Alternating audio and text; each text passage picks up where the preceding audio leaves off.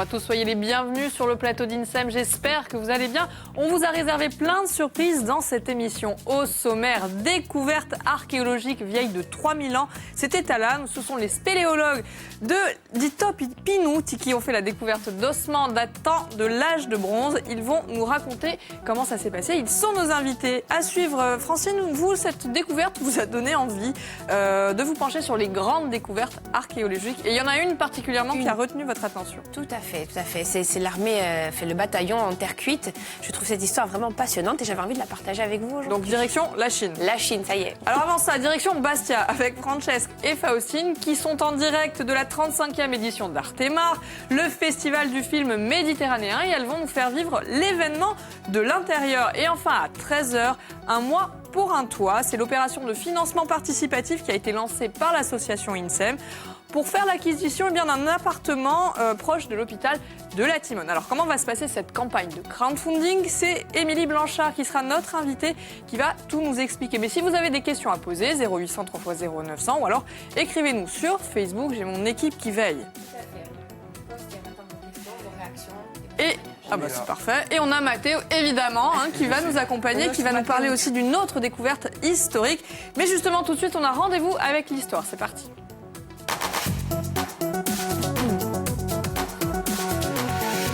Bonjour à vous deux et bienvenue. Bonjour. Alors on va faire un petit retour sur la découverte des ossements vieux de 3000 ans à Lannes en Haute-Corse avec vous. Marie Genévrier, vous êtes présidente de l'association Itop Pinouti, qui est donc une association de spéléologues. Tout à fait. Et vous êtes venu accompagné de Franck Léandre. Et alors Franck, vous êtes conservateur régional d'archéologie.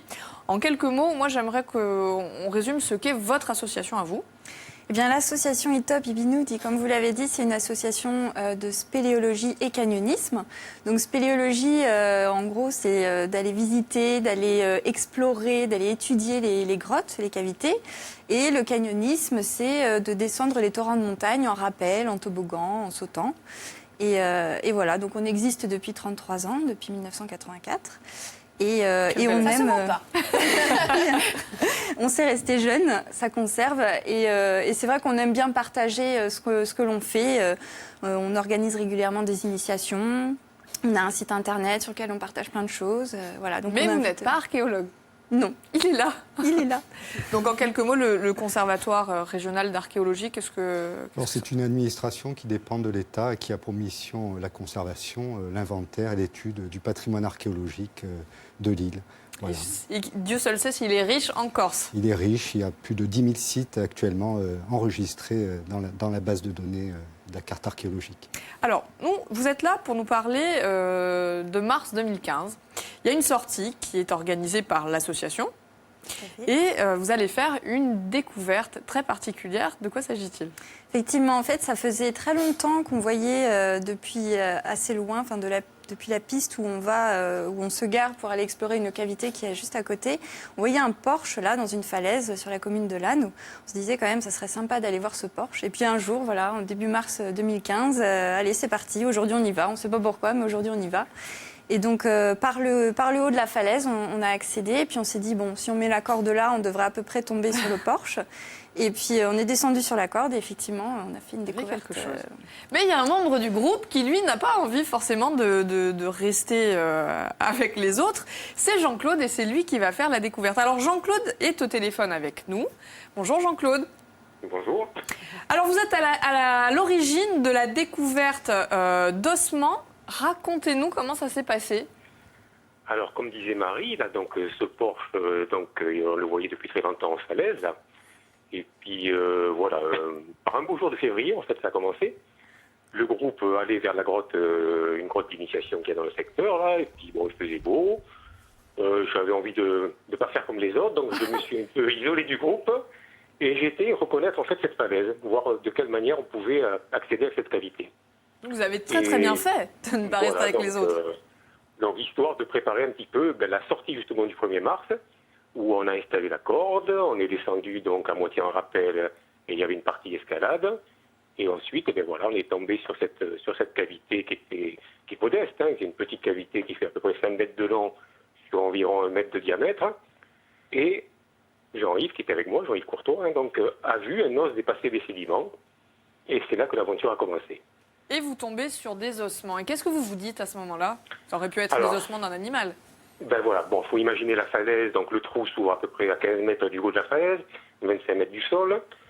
Il y a un arbre qui sort de la cavité, et l'os était quand même assez important. C'était un gros os, c'était pas un petit os. Hein. C'est pas une chauve-souris. Non, pas du tout. Là, vraiment, ou alors ça aurait été une chauve-souris particulière. Et donc la première question qu'on s'est posée, c'est comment un os de cette taille a pu arriver dans cette cavité-là. Donc on a imaginé une vache, un mouton, un sanglier qui tombe de la falaise, qui rebondit sur l'arbre, qui vient s'échouer sur l'entrée de la cavité. Et Oui, voilà. c'est digne d'un scénario de film Donc voilà, hollywoodien. au premier abord, c'est ce scénario-là qu'on a imaginé, quoi. Mais là, vous comprenez quand même que c'est pas du tout des Voilà. ossements d'un animal. Ensuite, C'est on autre dégage chose. les os. Donc voilà, Jean-Yves est tombé sur la mandibule, une mandibule humaine, et avec quelques planches autour. Et là, on s'est dit, bon, c'est pas de l'animal, effectivement, et ça nous ressemble beaucoup. Hein. Et donc, et compte tenu du contexte, c'est-à-dire des vieilles planches et d'un cercueil creusé dans la masse, après, il y a le choix, soit on appelle la gendarmerie, soit on appelle les archéologues.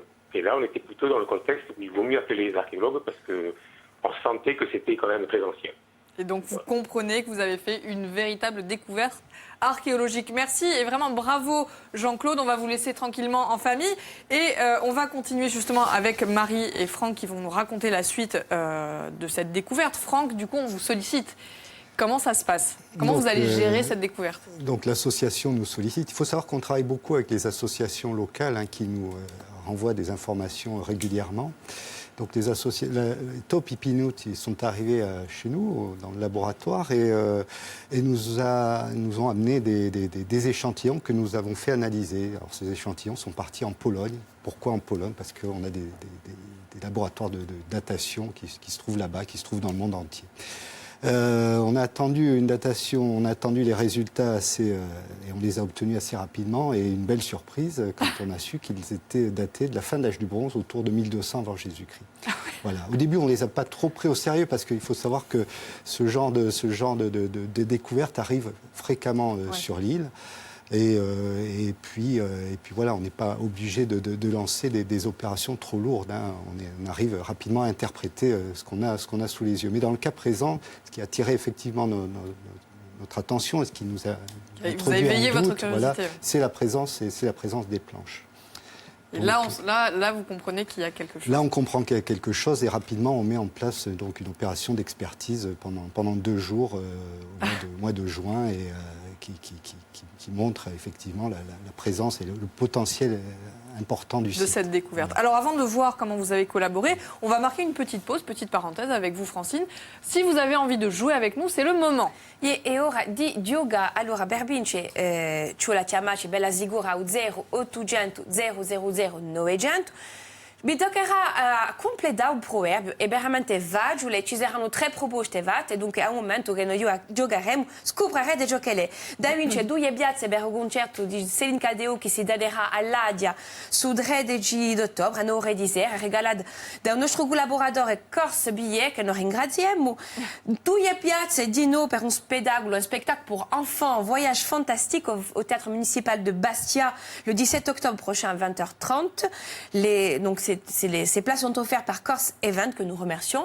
Et Podino, un bon total de 50 € offert par notre collaborateur Total également. Donc voilà. Des cadeaux sympas aujourd'hui. Plutôt sympa, oui. Vous jouerez tout à l'heure évidemment avec vous. Alors à suivre la 35e édition d'Artemar Basson-Plein. Francesque est en direct de Bastia et elle va nous parler du programme. Oui, Célia. Bonjour à tous. Bonjour à vous qui nous regardez. Très heureuse d'être ici avec vous. Et puis, bien entendu, d'être ici au milieu de tous les protagonistes, tous les acteurs de ce très beau festival qui c'est un rendez-vous incontournable. Pour nous accompagner, Michèle Corotti, vous la connaissez. C'est l'organisatrice, la présidente d'Artemar. Michèle Corotti, bonjour. Bonjour. Alors, le journalisme, c'est notre thématique. Elle fait écho à nous, journalistes. C'est très bien. Cette année, c'est un thème original. On le disait, Célia le disait, le festival Basson-Plein, on en est où si on prend la température aujourd'hui? Alors, on a fait un démarrage en fanfare avec une très belle soirée d'ouverture, un film La Mélodie qui a conquis tout le monde, un débat absolument remarquable, avec de splendides invités, Audrey Pulvar, j'en passe, Sébastien Thiers, et c'était vraiment très intéressant. Les tout petits qui, comme chaque année, retrouvent le chemin du théâtre municipal, et parfois ils sont tellement légers qu'ils ne peuvent même pas rester vraiment sur le siège qui remonte. Ça, c'est adorable.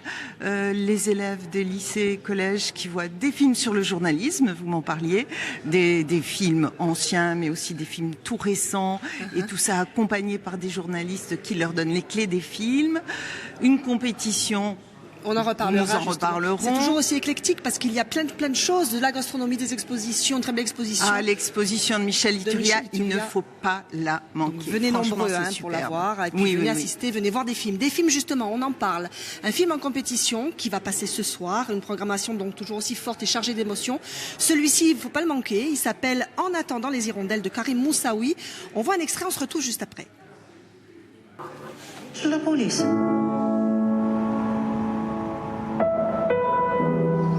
هي الجارة وتاكل عليا باش نوصلوا بسكرة حيزوج واحد من بنات ولد امها وراجلك كيفاش؟ ناس مليح ماشي كيما هذا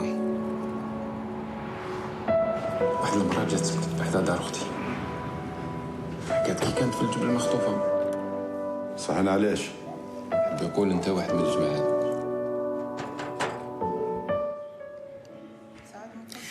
En attendant les hirondelles de Karim Moussaoui, ce soir, 19h, au théâtre. Un très bon film en compétition qui a toutes ses chances.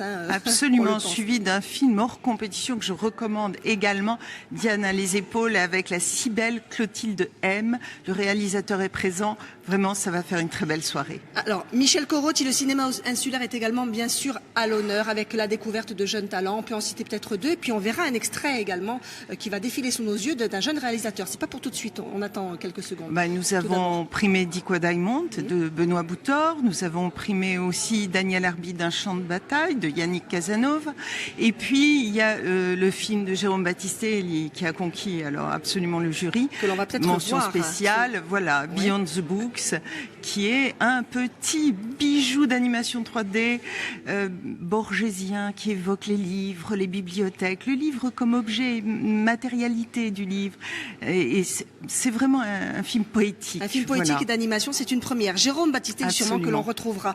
Merci Michel Corotti. On se retrouve, nous, dans quelques instants. On aura avec nous Catherine Jacob. On ne la présente plus. Elle nous parlera de sa première, de son premier festival Artemar et de son ressenti par rapport au cinéma méditerranéen. À tout à l'heure. À tout à l'heure, Francesca, merci. Alors, à suivre, je vous le disais, Francine, cette découverte archéologique vous a donné envie à vous de vous pencher sur les grandes découvertes. Alors, il y en a une qui vous a particulièrement interpellée. Elle est fascinante, elle est mystérieuse. Il s'agit du bataillon en terre cuite, donc en Chine. Ces fouilles archéologiques ont permis aux scientifiques de voir d'un nouvel angle toute l'époque du premier empereur de Chine. Alors, pour vous les situer, c'est Qin Shi Huang. Vous le dites drôlement bien. Voilà, qui fut le premier roi et empereur de Chine, donc il s'est autoproclamé. Donc c'est lui qui a rendu conforme l'écriture, la langue, la monnaie, mais on se souvient surtout de lui pour son caractère autoritaire et puis sa cruauté. Alors, en 1947, il y a des fermiers de la province de Xiangyang, excusez-moi pour les prononciations, donc cette ancienne capitale de Chine. Personne ne va vous contredire. Ne vous moquez pas de moi. Donc ils étaient en train de creuser un puits lorsqu'ils sont tombés jusque sur cette énorme découverte du bataillon. Alors il était enterré juste en face de du tombeau de l'empereur. Et en fait, ce sont des guerriers c'est une armée de guerriers qui le surveillent en fait pour aller dans l'autre monde. Alors cette énorme construction a montré aux chercheurs que l'empereur avait quand même une vision assez progressiste et humaniste, parce qu'il faut savoir que ses prédécesseurs en fait avaient choisi eux d'enterrer avec eux une armée mais vivante. Donc c'était pas très sympa. Donc c'est surprenant parce que malgré le fait que le bataillon était découvert il y a plus de 60 ans, la tombe de l'empereur, elle, n'a jamais été encore ouverte à ce jour. C'est vraiment un grand mystère. Personne ne sait exactement ce qu'il se trouve à l'intérieur. Alors, pour plusieurs raisons. Donc, le gouvernement chinois protège bien ça, mais aussi les scientifiques. Tout d'abord, pour la culture chinoise parce que c'est le respect des anciens. Ensuite, il faut savoir qu'il y a un danger, il y a beaucoup de mercure dans le sol. Les Chinois pensaient que le mercure rendait immortel, donc, et c'est une ironie du sort en fait, parce que les archéologues ont noté en fait, se sont rendus compte que l'empereur s'est tué en fait, est mort à cause du mercure parce qu'il avalait donc des pilules à base de mercure et il s'est tué tout seul à l'âge de 39 ans. C'est déjà bien qu'ils soient arrivés. C'est ça. Donc là, en fait, il y a aussi et surtout aucune technologie capable d'excaver correctement à ce jour. Ça serait vraiment un risque et il faut vraiment être pointu. Lors de sa première phase d'excavation, dans les années 70, les soldats d'argile trouvés, en fait, dès le contact de l'air, ont perdu de suite leur pigment. Donc on voit vraiment qu'il y a un vrai danger. Ouais. Les seules informations que l'on ait de ce qui pourrait se trouver à l'intérieur de cette tombe, ce sont de vieux récits où on décrit un véritable palais royal souterrain. Il paraîtrait qu'il y aurait un ciel nocturne représenté avec des étoiles. Enfin, des étoiles, ce sont des pierres, des perles, de belles perles. Il y aurait aussi des cavernes souterraines avec des objets qui contiennent des objets de l'empereur pour l'accompagner dans l'au-delà. Donc c'est une affaire à suivre. Bref, c'est fascinant. Ça fait l'objet de. En tout cas, vous, ça vous a vraiment interpellé. C'est génial. Ben, ça me permet aussi de vous dire que nous, demain, on va parler des souterrains. Alors, pas en Chine, mais des passages secrets, pour être exact, qu'il y a en Corse avec Olivier Biancogne. Allez, Dalena, cronaca di Matteo.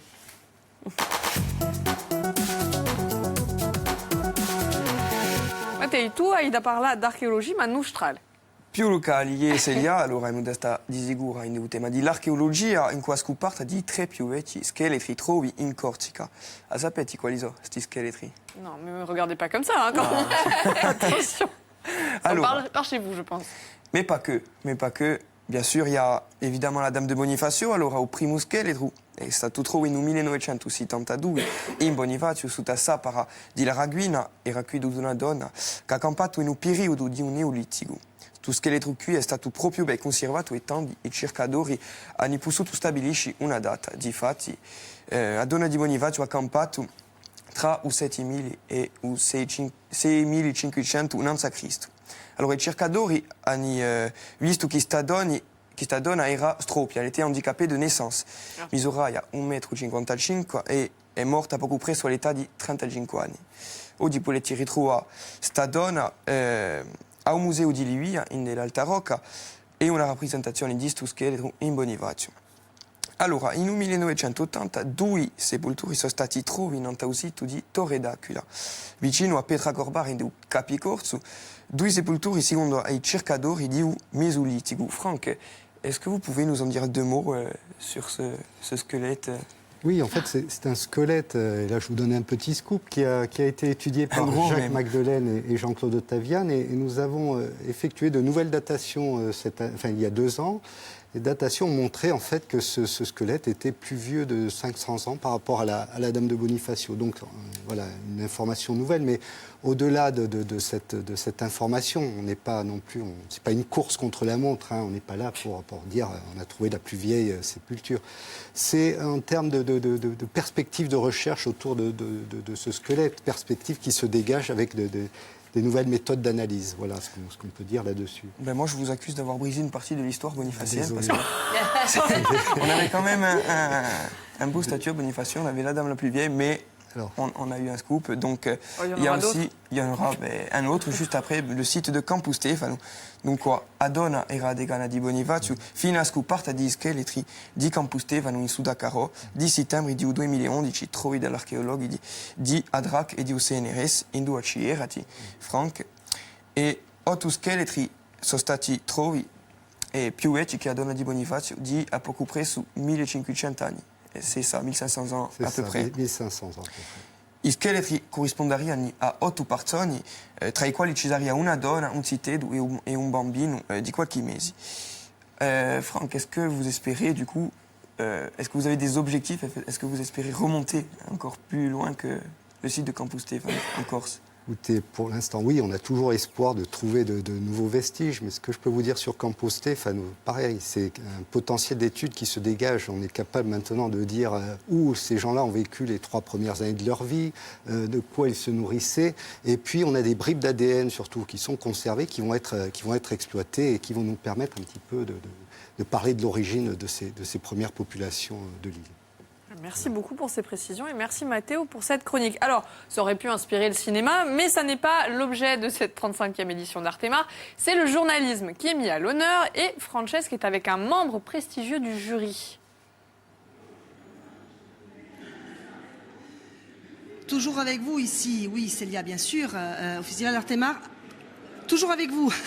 Il y a eu un petit court-circuit au niveau du son. Alors, nous sommes ici avec, je vous le disais tout à l'heure, l'un des membres d'honneur du jury cette année des films méditerranéens en compétition. Elle s'appelle Catherine Jacob. On ne la présente plus. Vous allez la reconnaître. Bonjour Catherine Jacob. Bonjour. Merci d'être avec nous aujourd'hui. Merci à vous. Alors, votre premier ressenti pour votre premier festival Artémar et aujourd'hui ici en Corse? C'est une accumulation de premières, puisque moi je connais très mal la Corse, j'avoue. Mais j'ai joué 3 fois en Corse au théâtre.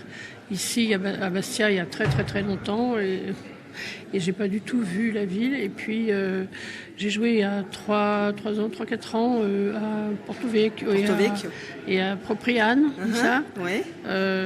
Une pièce d'Anouilh qui s'appelle Le Voyageur sans bagage, qui est une pièce sur la mémoire et l'amnésie.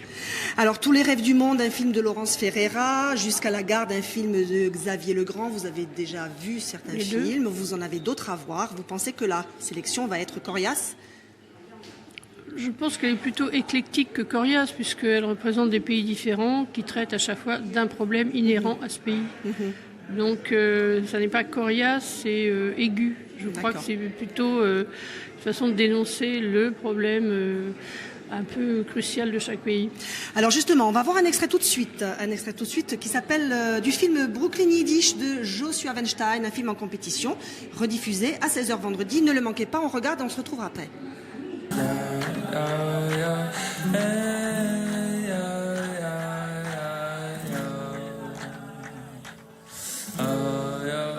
Gordito, I'm sorry that your son is not with you, but you know you're a single man. You could do whatever you want to do. Drink up.